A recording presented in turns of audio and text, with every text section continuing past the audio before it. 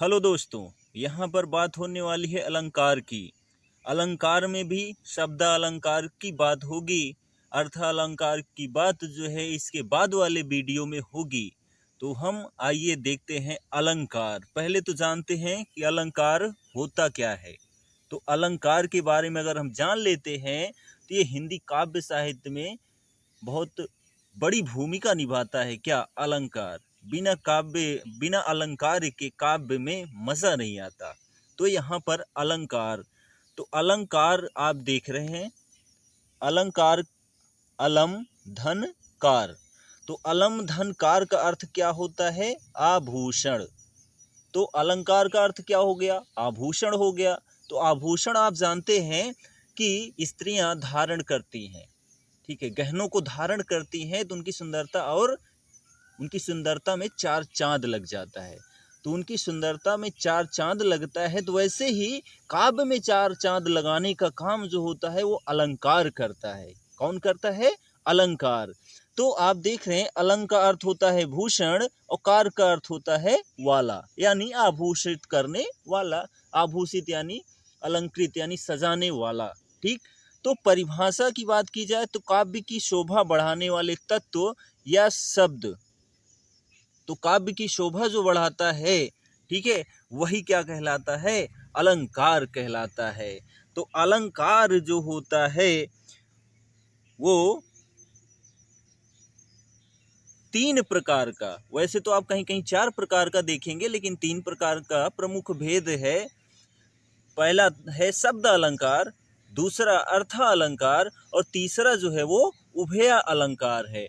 तो जो शब्द अलंकार और अर्थ अलंकार है इसी की चर्चा होती है। कोई भी क्लास यूट्यूब पर पढ़ाता हो या ऑफलाइन पढ़ाता हो या किसी स्कूल में पढ़ाता हो तो शब्द अलंकार और अर्थ अलंकार ही पढ़ाता है, क्योंकि वहीं से क्वेश्चन पूछा ही जाता है। तो यहाँ पर जो बात हुई है शब्द अलंकार, तो हम इसी की चर्चा करेंगे इस वीडियो में। तो अंत तक बने रहिएगा समझने के लिए। तो शब्द अलंकार, तो शब्द अलंकार का मतलब क्या हुआ कि जो अलंकार का मतलब आप समझ ही गए हैं, क्या? आभूषण, ठीक है। तो शब्द अलंकार का अर्थ क्या हो गया कि शब्दों के माध्यम से जहां पर जो है काव्य की शोभा बढ़ाई जाए, यानी शब्दों के द्वारा चमत्कार उत्पन्न किया जाए, वहां पर जो है शब्द अलंकार होता है।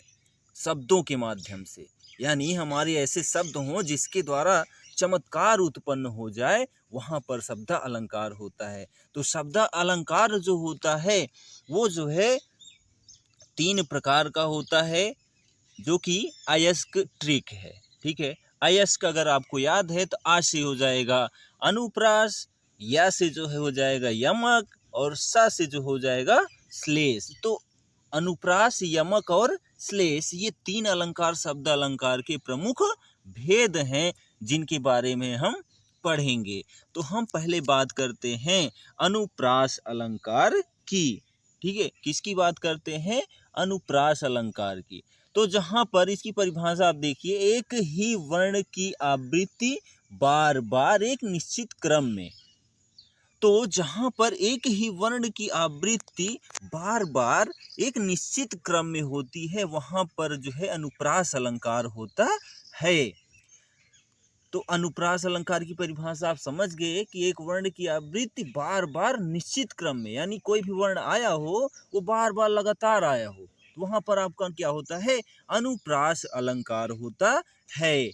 उदाहरण की हम बात करें तो आप देख रहे हैं उदाहरण को कि रघुपति राघव राजा राम। तो यहाँ पर जो है रा की आवृत्ति जो है बार बार हुई है, तो इसलिए यहाँ पर जो है अनुप्रास अलंकार है, ठीक है।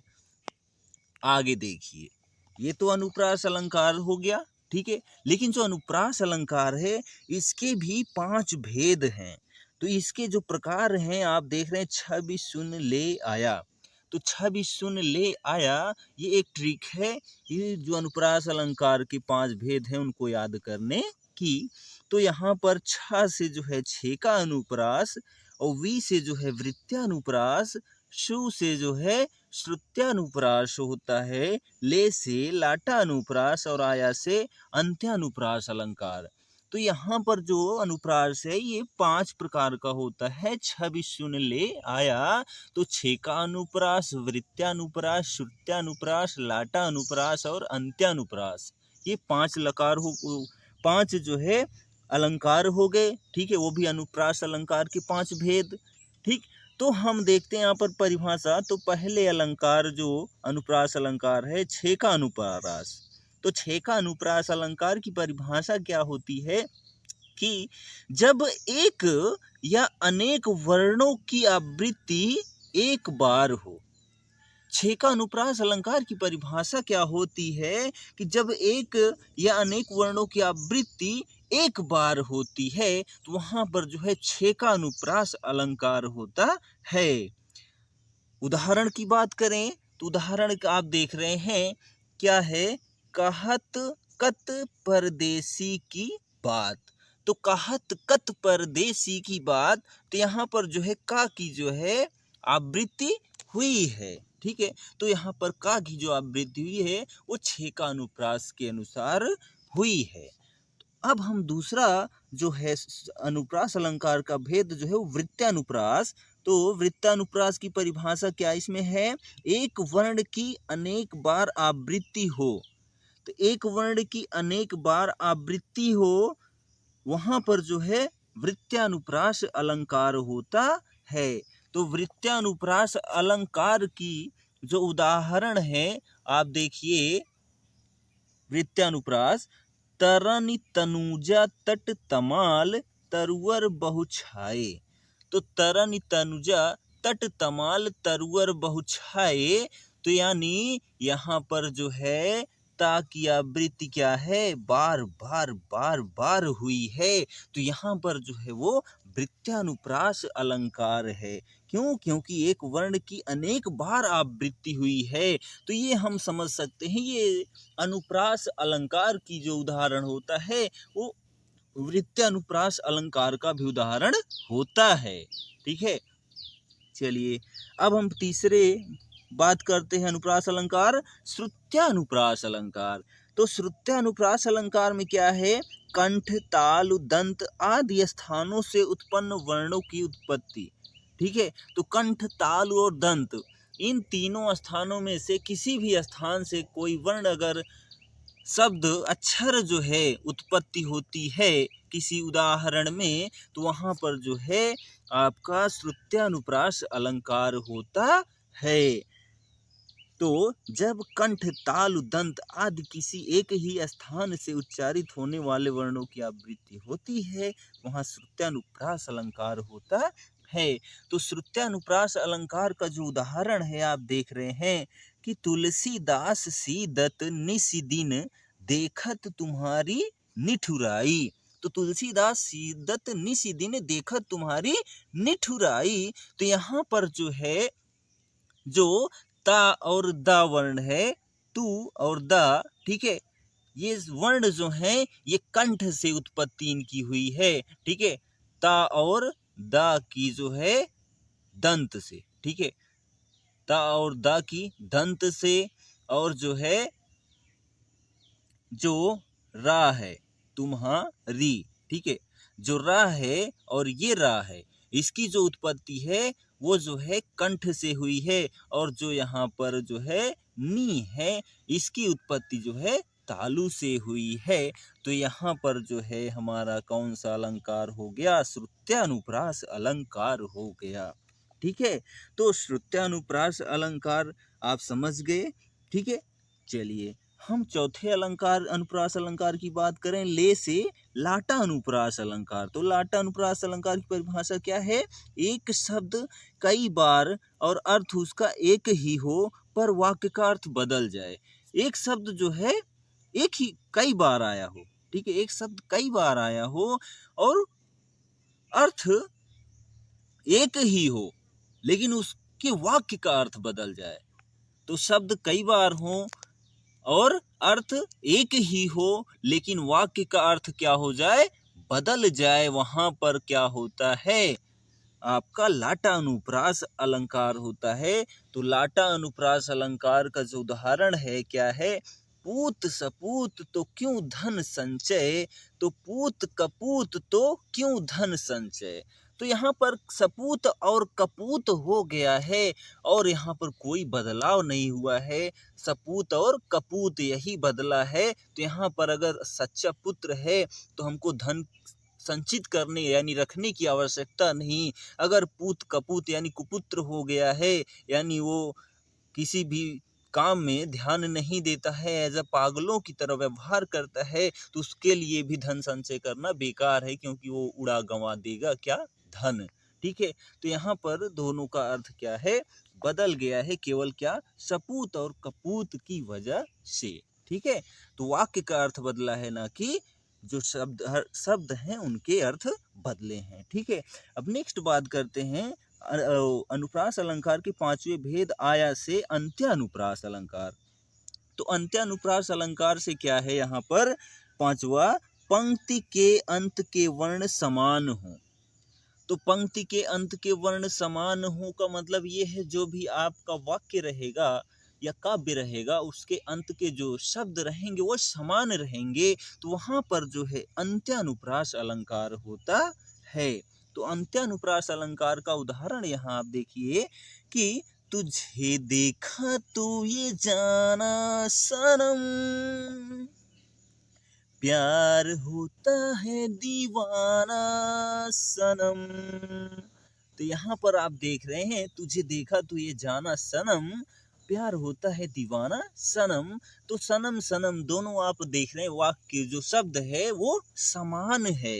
तो यहाँ पर पंक्ति के अंत के जो वर्ण या अक्षर शब्द होंगे वो समान होंगे, तो वहां पर जो है अंत्यानुप्रास अलंकार होता है।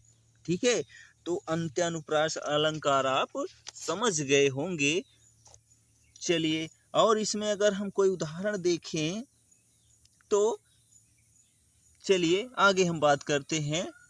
हमारा जो शब्द अलंकार है अयस्क, आ से अनुप्रास हो गया, तो अनुप्रास के 5 भेद थे वो भी हो गया। उसके बाद जो है या है, तो या से जो है यमक अलंकार।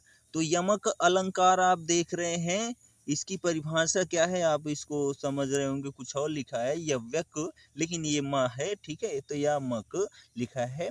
तो इसकी परिभाषा क्या है, एक शब्द कई बार और उसका अर्थ अलग अलग। एक शब्द यानी कई बार हो, एक शब्द कई बार प्रयोग हुए हों और उनके अर्थ जो है अलग अलग हों, मतलब जहां भी हो, जितनी बार भी उनका प्रयोग हुआ है हर बार अलग अर्थ हो गया है, वहां पर जो है यमक अलंकार होता है। ठीक है, एक शब्द कई बार आए हों और उनके अर्थ हर बार अलग अलग हों, वहां पर जो है यमक अलंकार होता है। उदाहरण की बात करें तो यहाँ पर आप देख रहे हैं, काली घटा का घमंड घटा। तो काली घटा का घमंड घटा, काली घटा का घमंड घटा, तो काली घटा, तो घटा से क्या हो गया, बादल घिर गया, यानी बादल जो है घिर गया आसमान में, काला काला। ठीक है, और घमंड घटा यानी किसी का घमंड चूर चूर हो गया, यानी घटा का मतलब एक कम और एक घटा का मतलब जो है बादल। ठीक है, तो यहाँ पर दो शब्द थे और दोनों का अर्थ क्या है, अलग अलग। तो यहाँ पर हमारा क्या हो गया, एक शब्द कई बार आया, कौन, घटा 2 बार आया, यानी एक से अधिक बार आया, और उसका अर्थ दोनों बार अलग, एक बार बादल के अर्थ में और एक बार कम के अर्थ में आया, तो इसलिए यहाँ पर हमारा यमक अलंकार हुआ। ठीक है, और आपने सुना होगा उदाहरण क्या, कि कनक कनक ते सौगुनी मादकता अधिकाय, उही खाए बौरात नर इही पाए बौराय। ठीक है, तो कनक कनक, ठीक है, एक सोना हो गया और एक धतूरा हो गया। सोना पा गया तब भी इंसान बौरा गया, और जो है धतूरा खाकर भी जो है इंसान बौरा गया, यानी पागल हो गया। तो यहाँ पर दो शब्द जो हैं एक ही हैं, लेकिन उन दोनों का अर्थ क्या है, अलग अलग है। और आपने एक सुना होगा, 3 बेर खाती थी वो अब 3 बेर खाती है। तो एक बेर फल हो गया और एक बेर का अर्थ जो है समय हो गया, तो आप समझ सकते हैं। जो तीसरा है शब्द अलंकार का वो श्लेष अलंकार है। तो अयस्क में तीसरा आया श्लेष। तो यहाँ पर परिभाषा क्या है, एक शब्द एक ही बार। यमक में क्या था, एक शब्द कई बार, और श्लेष में क्या है, एक शब्द एक ही बार आए और वहां पर उसका अर्थ अलग अलग हो। एक शब्द एक ही बार हो लेकिन उसका अर्थ जो है अलग अलग प्रयोग हुआ हो, वहां श्लेष अलंकार होता है। इसका उदाहरण आप देखिए क्या है कि सुबरन को ढूंढत फिरत कभी व्यभिचारी चोर। तो सुबरन को ढूंढत फिरत, तो सुबरन का यहाँ पर कई अर्थ हुआ है, यानी एक ही शब्द है लेकिन इसका 3 अर्थों में प्रयोग हुआ है, कवि के रूप में, व्यभिचारी के रूप में और चोर के रूप में। कवि क्या करता है, सुंदर सुंदर शब्दों को ढूंढता है। व्यभिचारी यानी कोई आशिक होता है, व्यक्ति होता है, ठीक है, तो वो जो है सुंदर स्त्रियों को ढूंढता है, सुंदर वस्तुओं को ढूंढता है। और जो चोर होता है वो सोने को ढूंढता है। तो यहाँ पर सुबरन का अर्थ जो है सुंदर शब्द, सुंदर स्त्री, ठीक है, और जो है सोना, ठीक है, इन सारे अर्थों में जो है सुबरन का प्रयोग हुआ है, ठीक है। और आपने सुना होगा उदाहरण क्या, कि रहीमन पानी राखिए बिन पानी सब सून, पानी गए न उबरे मोती मानुष चून। तो यहाँ पर पानी का अर्थ जो है 3 बार, ठीक है, पानी शब्द एक ही बार आया लेकिन उसका क्या हुआ, 3 अर्थ है। क्या, कि मोती के लिए जो है चमक होनी चाहिए, और मनुष्य के लिए उसकी इज्जत मान मर्यादा प्रतिष्ठा होनी चाहिए, और चून आटे के लिए पानी होना चाहिए, ठीक है, या चूने के लिए पानी होना चाहिए। तो ये तो है 3 शब्द जो है 3 अर्थों में प्रयोग हुए पानी के, ठीक है। तो यहाँ पर जो है हमने आपको शब्द अलंकार और अलंकार में भी शब्द अलंकार विशेष रूप से समझाया, आप समझ गए होंगे। बहुत ही आसान शब्दों में हम मिलेंगे अपने नेक्स्ट अर्थालंकार को लेकर, और इसमें कई सारे अलंकार हैं, जो महत्वपूर्ण अलंकार हैं उन्हीं पर हम विशेष चर्चा करेंगे, जिससे आपको किसी भी प्रकार की समस्या न हो। तो आप मेरे चैनल को लाइक शेयर सब्सक्राइब करना ना भूलें। आपसे अनुरोध है, मेरे चैनल को जरूर ग्रो करने में आप मदद करेंगे। तो हम मिलते हैं अपने अगले वीडियो में। धन्यवाद।